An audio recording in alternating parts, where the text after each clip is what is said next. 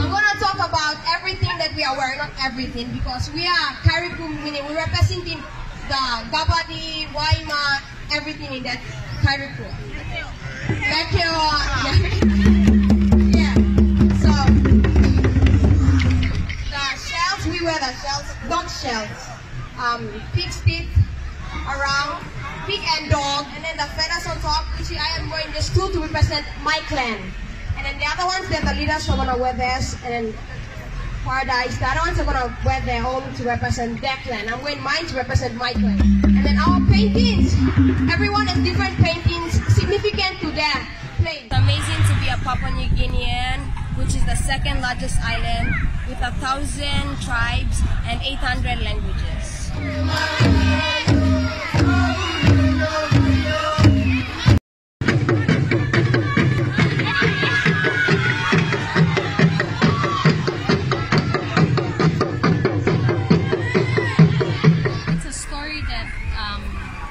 Back in the days where the hardworking males like the gardener and all that try to court the female, but the female doesn't want, and then goes on to dating the guy with the gorilla, like that has no idea in gardening or anything, but like it's referred to as sipoma.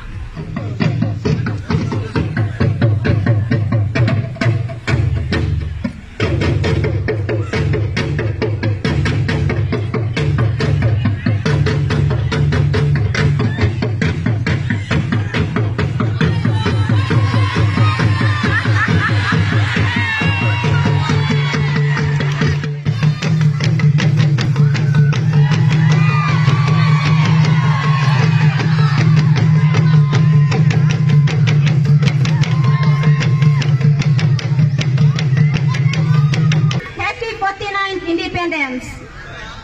As the Mickey Mouse lol ECP cultural group, bami describe him flag la ECP.